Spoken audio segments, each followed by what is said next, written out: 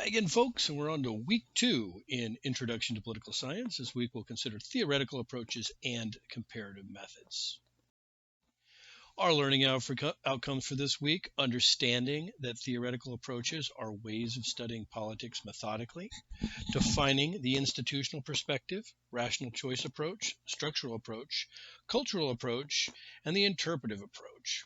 We'll compare options for conducting comparative political research.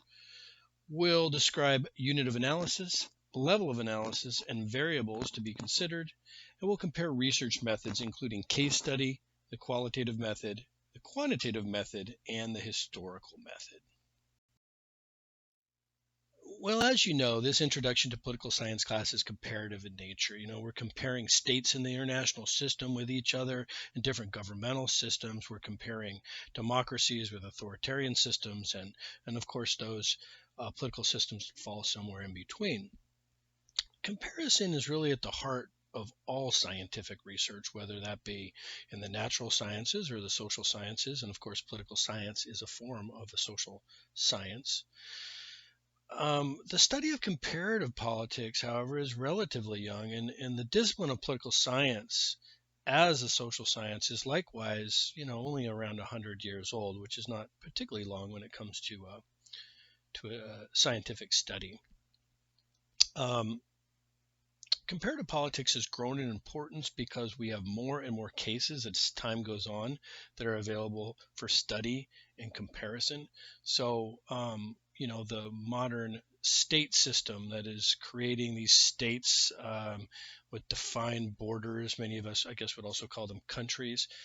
This system that developed in Europe and was exported to the territories that they conquered, as time goes on, there are certainly more comparisons, and we're able to study, for example, the characteristics of the state more thoroughly. We also have many more theoretical approaches as the discipline of political science and as comparative politics has developed over time. So we have more things to draw on. For example, behavioralism, and studying through the lens of behavioralism, when we take a look at people, as opposed to institutions, we focus on how individuals behave within institutions, within societies, within cultures. So we're going to talk about some of these different theoretical approaches. Now, I will say that grand theories are hard to come by in the social sciences and political science in particular. So it's harder to come by these big theories that incorporate a lot of other theories and try to explain political science and comparative politics extremely broadly. I mean, there are some examples. For example, democratic peace theory suggests that democracies and countries that have democratic institutions are much less likely to fight one another. And we're going to talk about that as we go through in this course. But that would be a broader theory. That is, that democracies amongst themselves tend not to get into conflict because they have institutions that are developed, their legal institutions, their lawmaking institutions and legislatures that allow them to settle problems peacefully with other states in the international system before they come to conflict. So democratic peace theory would be a grander, a broader theory within political science. These are pretty hard to come by, though, in general, because of the the much messier nature of social science and political science in general. So review some of these theoretical approaches that are used in political science. I'm not going to go through them all here. I just mentioned behavioralism. We'll spend some time discussing feminism, elite theory. Certainly we'll talk about political psychology, rational choice this week, structuralism, just to name a few, institutionalism. So we'll be exploring many of these, although probably not all of them in this introductory course. Okay, here's some of the theoretical approaches we'll be exploring this week. There's institutionalism. Much of political science has been dedicated to this during its history, focusing on political and governmental institutions. So you think about the United States Congress. And then, of course, in a comparative class, you could compare it to legislatures elsewhere, like you'd see in France or Mexico or whatever. The rational choice theoretical model is applying economic principles to the study of political science. That is looking at individual decisions and how people make them, and to what extent are they basing those decisions on their perceptions of their self-interest. So, for example, somebody might vote for a candidate for office because that candidate is promising to lower taxes. They're making that decision to maximize their own self-interest, to maximize their family's self-interest, and to use this as a way of studying overall political behavior. And in many cases, you can do this statistically with rational choice. We can also look at the structures of politics, and this is borrowed from history. You look at historical relationships between different parts of the political system and the structures that are created, and how that, in many cases, that's more important than the individual pieces or institutions. That's in one reason why we talk about structural racism. How has racist structures been built into our political systems over time, and that it's can be difficult to weed out these structures because, again, they're much more permanent than individual attitudes or individual actors within the political system. Of course, we'll study political culture. This is drawn from anthropology, which is that there are certain cultural norms and expectations, and they're passed from generation to generation. New generations are socialized by the previous generation. And so you can probably think of some cultural attitudes in the United States that are really closely aligned with American political culture.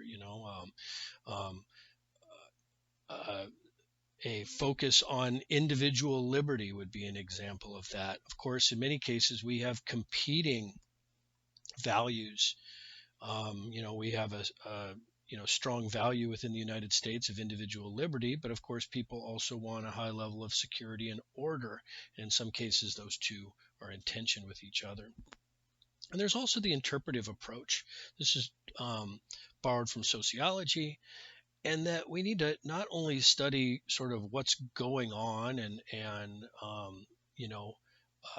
the facts of how our political institutions and structures are formed, but how are people perceiving the political world? An example of this could be how people view immigration and how people view people who have immigrated to the United States.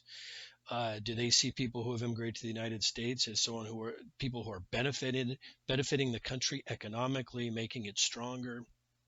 Or do some individuals see folks who are immigrating to the country as weakening a particular country?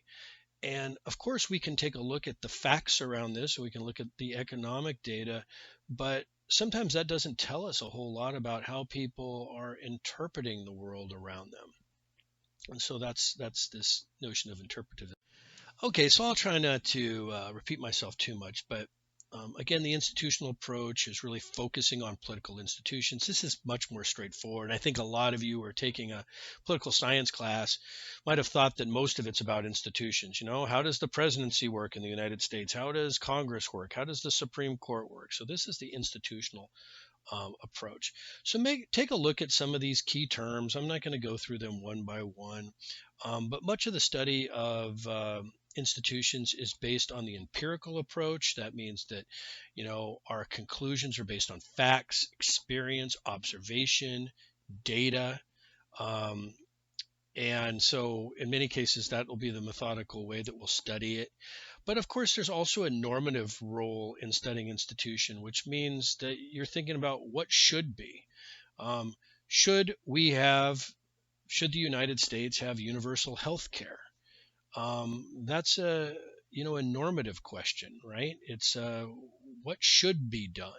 Should these institutions accomplish that task? To explore the rational choice approach just a little bit more, this is looking at politics through the lens that individuals, more often than not, work to maximize their personal benefits and that of their family and minimize costs. So this is driven by sort of an economist approach. For example, let's say you're buying a car. You might read Consumer Reports. You're going to try to get the best car you can for the least amount of money. And because it's a major purchase, you're probably going to spend some time on that. Now, there's a great debate whether or not you're going to spend the same time and focus when it comes to making a political decision. When you're voting, are you going to apply the same rigor in terms of your political decision making? So, we can have that debate, and we will have that debate and discussion. There's problems with rational choice in the sense that sometimes doing what's in your own best interest produces a really negative outcome overall. So we see this on the global stage. It could be very rational for a country in the international system to seek nuclear weapons, but if everybody seeks nuclear weapons, it's a big problem. It's destabilizing. This is what, again, we refer to as a collective action problem. A way to think about this is what people refer to as a tragedy of the commons. Let's say you have a common area. Let's say you had a common pasture, and everybody could allow their cows to graze on that pasture. Well, it might be in your narrow interest to let your cows overgraze that pasture, get as fat as they could, and then you could sell them for more money. However, if everybody did that, it would kill the pasture. There would be no grass, and the cows wouldn't eat it all. So that's what we refer to as a tragedy of the commons. It's an example of a collective action problem, and we see these every day in the study of political science, right? How can you make a choice that is not only in your individual best interest or in your country's best interest, but is also something that's sustainable and creates a positive outcome overall? And again, the structural approach to the study of political science is looking at politics and government as relationships among groups, creating networks that are within larger systems over time, and how these structures in many cases are more enduring and more important than the components of the structures. I'll give you an example. So for the United States, in the early years of the Republic and through the Civil War, the United States was one that had a system of forced labor, of slavery, and much of the economic strength of the United States was based in this system of slavery, slave trade first of all, and then of course an economic system based on African slavery. Now, of course, the Civil War ended legal slavery in the United States, or ended that particular practice of slavery. But many of the structures that supported slavery endured, and they sort of created the conditions for Jim Crow laws, separate educational institutions before the Brown versus Board of Education ruling,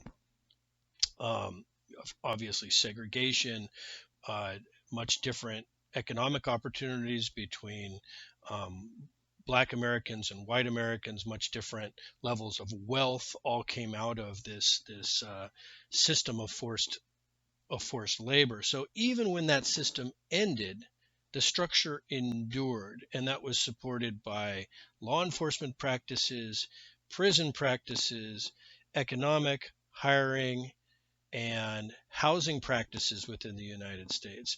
And so this structure is what in many cases we refer to as structural racism, right? And so this approach, the structural approach, helps us define and explain that, for example.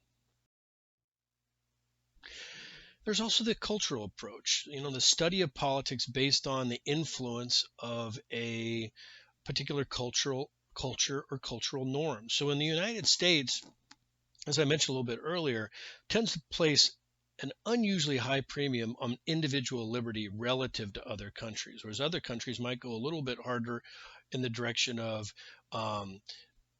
overall societal order, being more collective in their approach. So, a way that you could apply the cultural approach to political phenomenon is take a look at the current healthcare crisis in the United States, the pandemic. Many other countries, it was not particularly controversial to say, hey, everybody needs to wear a mask, everybody needs to change their behavior for the broader societal whole. Of course, it was much more controversial in the United States because of the cultural norms that we have in place, the fact that the United States is much more individualistic relative to many other peer democracies in the world. They weren't engaging in Japan in the same debate as whether or not they should have to wear um, masks or not. And likewise, when a vaccine's developed, or I imagine the same debate will happen. Should it be somebody's responsibility that they have to get that vaccine? We have that debate every year too when people go back to school. Should kids have to make sure that they're up to date with all their vaccines and that they're inoculated? That is yet another example of the culture of the United States influencing how we make political decisions in the United States relative to other countries.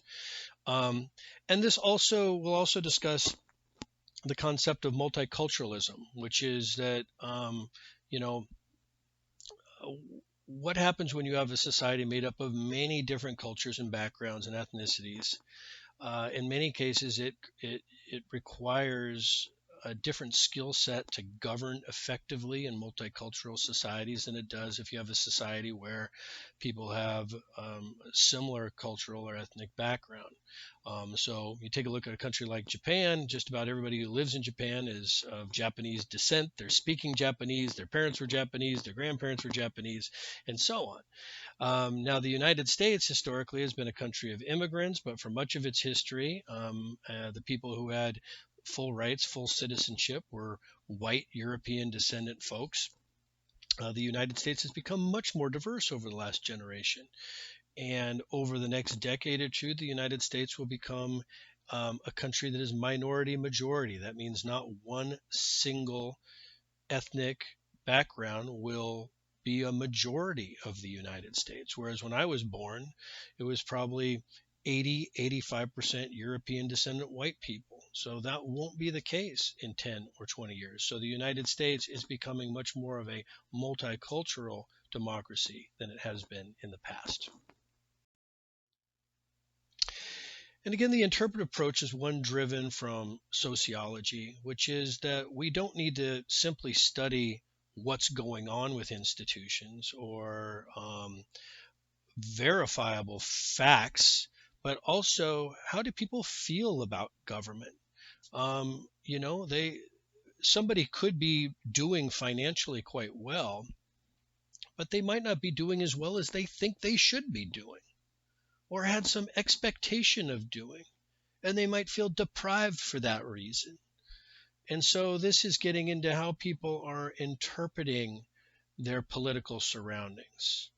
An individual, as I mentioned earlier, might see a threat in an immigrant, or might see a benefit in someone immigrating to the United States.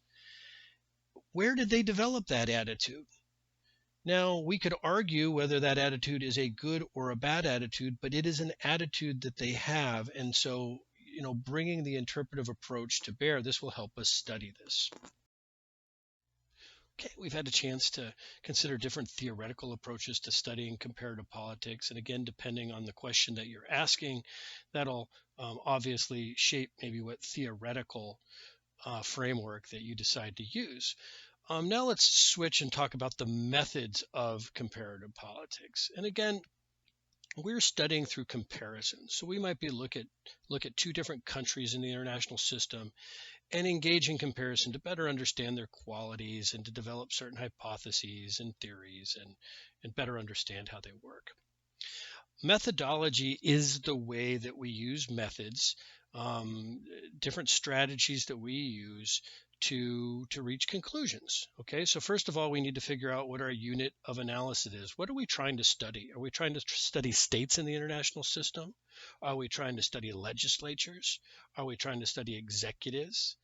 And similarly, and closely related is the level of analysis. Okay, are we looking at things at the macro level, which could be the international system as a whole, all the way down to the micro level, individuals and individual decisions and individual political behavior, how people vote, for example. One method that we're going to use quite a bit in the course of this class is case study. We're going to look at a particular country like the United States or the United Kingdom or France or whatever, and we're going to take a look at that particular country and engage in thick description about how it functions. We might look at a legislature in a particular country, and then of course we might compare different cases. And so when we really delve into one instance, that's what we refer to as a case study. As we engage in case study, we need to ask ourselves, is this a representative case? Is it a prototype? Is it an exemplar? Is it a deviant case? Is it an exception to the norm? Is it a critical case? So in your reading, make sure that you understand these different types. Researchers looking at comparative politics are going to determine whether or not a study should be more qualitative or more quantitative. Qualitative meaning more thick description, fewer number of cases. You're going to have more emphasis on values and opinions and culture and the things that you maybe just can't get purely numerically. Okay, here's some key terminology that you'll need to have an understanding of to understand the reading as we go forward. A hypothesis is an explanation for something that can be either confirmed or falsified. It can be proven correct or incorrect through observation and experimentation. When it comes to something we want to explain, we call that the dependent variable. And something that might influence what we want to explain, that's what we call an independent variable. And sometimes there's many of those. So we might want to explain what's the cause of war between two states in the international system. Well, one variable might be that they share a border. You're unlikely to get into a conflict with a country that's halfway across the world. Another variable that might have something to do with whether or not those two countries go to war is, do they engage in an arms race? Do they engage in competition beforehand? Are there other conflicts that lead to that? So a dependent variable is what we want to explain. That could be conflict or war. The independent variable or variables are those elements that contribute to the dependent variable. As I mentioned before, more thick description, focusing on fewer cases is what we refer to as the qualitative method. The quantitative method is using more variables, and using statistical analysis. And this helps us come up with correlation, which is a relationship between the two things. So to use my example from before, we see a strong relationship between whether or not countries share a border with another country and conflict. You are much more likely to engage in conflict with another country if you share a border. Now, that doesn't mean that having the border causes the conflict. It means that there's a relationship between the two. So we do have to make sure that we understand the difference. Causation, or what causes what, is different than correlation. So for example, you could have an area of a city that has a high crime rate, and it also could have a large police presence, for example. Now, police presence and crime rate are correlated, but it is not at all necessarily the case that the police presence causes the high crime rate. So I just want you to understand this difference between causation, what causes what, and correlation, a relationship. One way we chart correlation is through a regression line. There's a graph of this in your reading, so please make sure that you take a look at that. And then there's also the term outliers. Observations that are furthest away from what we would expect. For example, the United States has had largely a friendly relationship with Canada, even though we share a very large border. So we know, for example, that sharing a border is going to increase the potential for conflict, but we might look at the relationship between the United States and Canada as an outlier. I'm not going to go through this entire thing, but this graph from your text does a pretty good job of comparing qualitative and quantitative approaches. A more historical approach to comparative methods is, studying cases from the past and drawing comparisons with the present and how these cases have changed over time. So do spend some time in your reading understanding how a historical approach might be quite a bit different than looking at the present in a qualitative way or a quantitative way. There are real challenges to the comparative method. In many cases, there are just so many variables in each particular case. What causes conflict between two countries? There could be cultural elements, there could be structural elements, there could be technological or economic variables that are at play. Also, there may be too few cases overall. So if you look at warfare in the modern era, of sort of modern technological warfare, we're really only going back 100 years. So there might be not enough cases to really generalize. Um, and another term too that you should understand is the concept of a counterfactual. A thought experiment based on considering possible outcomes if something had been different. So an example of a counterfactual would be, what would World War II have been like, or would it have even occurred if Hitler had not existed? Or were the cultural circumstances in Germany such that if it hadn't been Hitler, it would have been somebody just like Hitler? So that would be an example, that discussion would be an example of a counterfactual. Please do spend some time in your reading understanding how bias occurs in the study of comparative politics, and perhaps what we can do to prevent it. And that gives us, if we're able to do what we can to eliminate bias in research, then research becomes much more generalizable. You can apply it to other cases in the future and things that perhaps weren't the actual target of the study. Another challenge to comparison, especially when you're comparing states in the international system, is that the world is so much more globalized than it once was. Links between individual people through social media like Facebook, corporations are truly, in many cases, multinational. Um, Governments are integrated through trade, investment, technology. So it's very difficult to isolate some things in a truly globalized and interconnected world. So a study of media, for example, would be very hard to do and talk about media trends without talking about globalization, because these trends go beyond any one country.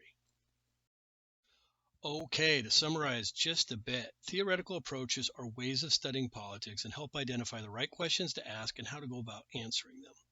The institutional perspective is what many people think about when they consider political science. It's a study of institutions, it could be Congress, it could be the presidency, and you might engage in comparison with examples from other countries, other states in the international system.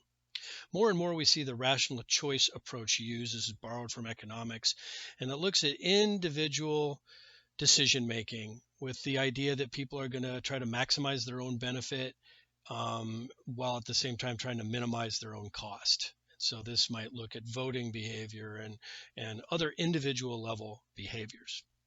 We also take a look at culture. So the cultural approach focuses on how different cultural norms form over time and how they shape political behavior. So some countries are going to be much more communitarian. They're going to see themselves as part of a broader collective. Other countries in the international system, other states, are going to be much more individualistic. So the United States historically has had a very individualistic political culture. And then, we can probably think of many countries that see themselves as much more as part of a collective. Another approach is the more sociological approach, which is called the interpretive approach. And it views politics and as really constructs. The ideas that people have about politics are constructs, and they might not be that closely related to reality. So you might have feelings about immigration. You might have feelings about the criminal justice system that aren't supported necessarily by fact, but perceptions. And we need to study these perceptions. Where do they come from? How do they develop over time, and so forth. Okay, to summarize our reading on comparative methods, there's many options for conducting comparative political research. Each has its advantages and disadvantages. Researchers have to make choices, and that includes the unit of analysis, the level of analysis, and the variables to be studied. Methods include case study, which is really digging into a single situation, a single case. The qualitative method, looking at relatively few cases in great detail and nuance.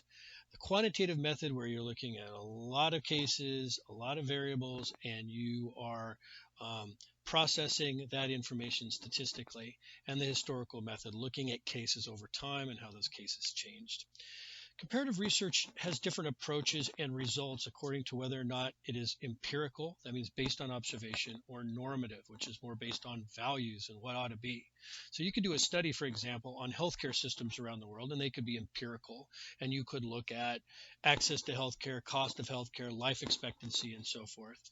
But a study could also be more normative. Are people entitled to health care? Should that be the desired political outcome? Is that something that should be considered a right or a privilege? Those are more normative concepts. Here are your guiding questions for the week. They will also be posted under the week's discussion area on D2L. As always, let me know if you have any questions or concerns. And of course, stop by during the Zoom office hours if you'd like to chat with me one-on-one.